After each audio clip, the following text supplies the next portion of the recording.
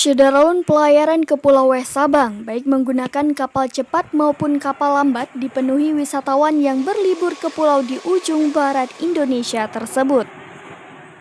Pantauan serambinus.com pada Rabu 4 Mei 2022, terlihat kapal lambat KMP BRR Aceh Hebat 2 maupun kapal cepat Ekspres Cantika dan Ekspres Bahari tiba di dermaga Pelabuhan Balohan.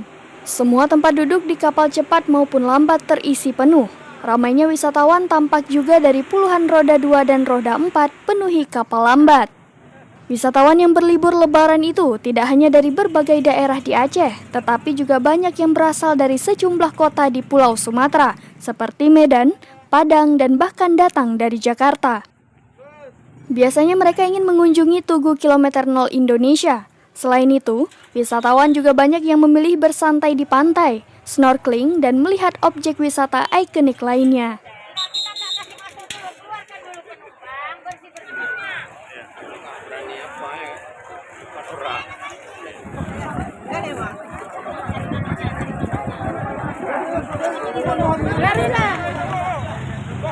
Dari Sabang, Aulia Prasetya, Serambion TV.